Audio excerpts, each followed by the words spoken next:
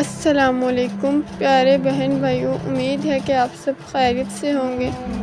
اللہ تعالیٰ آپ سب کے رزق میں فراوانی فرمائے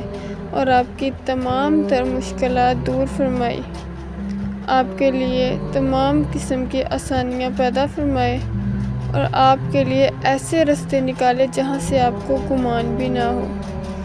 بغیر کسی تمہید باندھے ہم چلتے ہیں آج کی ویڈیو کی طرف۔ آج کی ویڈیو بنانے کا مقصد آپ لوگوں کو ایک ایسا وظیفہ بتانا ہے جس سے آپ کے گھر کے رزق میں اس قدر فراوانی ہو جائے گی کہ آپ کبھی بھی رزق کی وجہ سے پریشان نہیں ہوں گے۔ آج کل پاکستان میں بڑھتی ہوئی مہنگائی کے بارے میں تو آپ جانتے ہی ہیں، ہر بندہ مہنگائی کی وجہ سے پریشان ہے اور ہر دوسرے گھر میں یہی رونا رو رہا ہے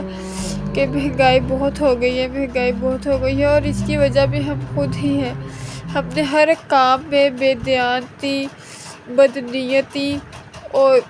یہ ایسے کام شروع کر دیے جس کی وجہ سے کھانوں سے برکت اٹھ گئی ہے۔ دراصل پیسہ اس دنیا میں آج بھی ہر بندہ پیسے کما بھی رہا ہے، لیکن اس سے ہمارے گھر کے اخراجات نہیں پورے ہوتے۔ وجہ یہ ہے کہ پیسوں سے برکت اٹھ گئی ہے، اور آپ سے گزارش ہے کہ جب بھی آپ اپنی تنخواہ وغیرہ وصول کرتے ہوتے ہیں تو اللہ تعالیٰ سے دعا کیا کریں، خاص الخاص دعا کیا کریں کہ یا اللہ ان پیسوں میں اتنی برکت ڈال دے کہ میں اپنے تمام کام خوشی سے اچھے طریقے سے ادا کر سکوں۔ انشاءاللہ عز و جل اللہ تعالیٰ ان تھوڑے سے پیسوں میں اتنی برکت ڈال دے گا کہ آپ کو معلوم بھی نہیں ہوگا کہ کس طرح سے آپ کے سارے کام ہو گئے۔ خواتین حضرات جب بازار جاتی ہے، پیسے بے شک آپ کے پاس کم ہے، لیکن اللہ سے دعا کیا کرے اس میں اتنی برکت ڈالے کہ آپ کے سارے کام ہو جائے۔ وظیفہ شروع کرنے سے پہلے آپ کو بتا دوں کہ آپ سب سے درخواست ہے، کوئی بھی وظیفہ ہو، کچھ بھی ہو، نفلی عبادت، ان سب کو پڑھنے سے پہلے، ان سب نفلی عبادت کو ادا کرنے سے پہلے آپ نے اپنی فرض عبادت یعنی نماز کا خاص طور پر خیال رکھنا ہے، اور آپ نے پانچوں نمازوں کی مکمل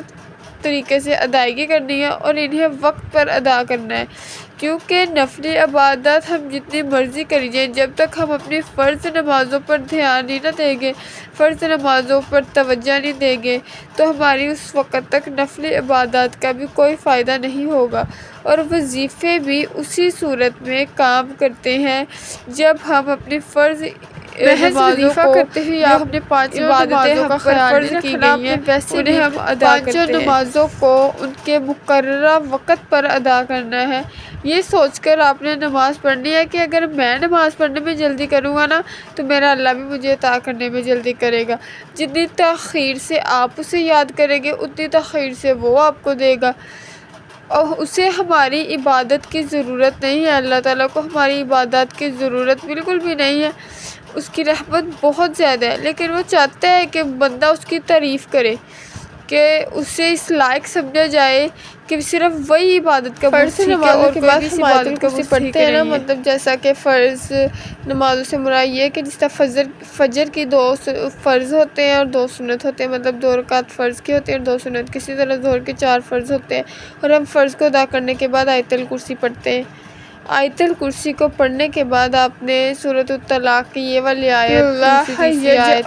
وَمَن مَخْرَجًا وَيَرْزُقْهُ مِنْ حَيْثُ لَا يَحْتَسِبُ وَمَن يَتَوَکَّلْ عَلَى اللَّهِ فَهُوَ حَسْبُهُ إِنَّ اللَّهَ بَالِغُ أَمْرِهِ قَدْ جَعَلَ اللَّهُ لِكُلِّ شَيْءٍ قَدْرًا۔ یہ والی آیت پڑھنی ہے، یہ آپ 5 یا 6 دن پڑھیں گے نا آیت، انشاءاللہ آپ کو مکمل طور پر زبانی حفظ ہو جائے گی۔ اس آیت کا ترجمہ یہ ہے کہ وَمَن يَتَّقِ اللَّهَ يَجْعَل لَّهُ مَخْرَجًا، کہ جو کوئی اللہ سے ڈرا، يَجْعَل لَّهُ اس کے لیے اللہ تعالیٰ بنا دے گا مخرجاً راستہ، یعنی اللہ تعالیٰ سے جو کوئی بھی ڈرے گا اللہ تعالیٰ اس کے لیے ایسا راستہ بنا دیں گے، وَيَرْزُقُهُ اور اسے رزق دیں گے، مِنْ حَيْثُ وہاں سے، لَا يَحْتَسِبُ جہاں سے وہ گمان بھی نہیں کرتا ہوگا، اور وَمَن يَتَوَکَّل اور جو کوئی بھروسہ کرتا ہے، عَلَى اللَّهِ اللہ پر، فَهُوَ حَسْبُهُ تو پس وہ اسے کافی ہو جاتا ہے۔ پھر بے شک ان اللہ بے شک اللہ بالغ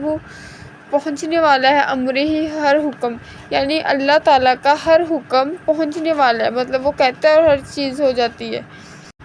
قد جعل اللہ لکل شیء قدرا، اور قد بے شک جعل بنایا ہے اللہ نے لکل ہر ایک شیء ہر ایک چیز کے لیے قدرن ایک انداز، یعنی ہر چیز کو کرنے کا اللہ تعالیٰ نے ایک مخصوص انداز بنایا ہوا ہے۔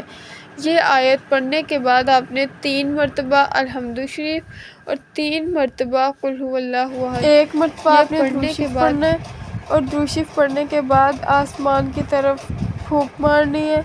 اور اللہ تعالیٰ سے دعا کرنی ہے کہ وہ آپ کے رزق میں فراوانی نصیب فرمائے، اور دعا کرتے وقت اخلاص کا خاص طور پر خیال رکھنا ہے کہ آپ کا دعا کرتے وقت دھیان صرف اور صرف اللہ تعالیٰ کی طرف ہونا چاہیے۔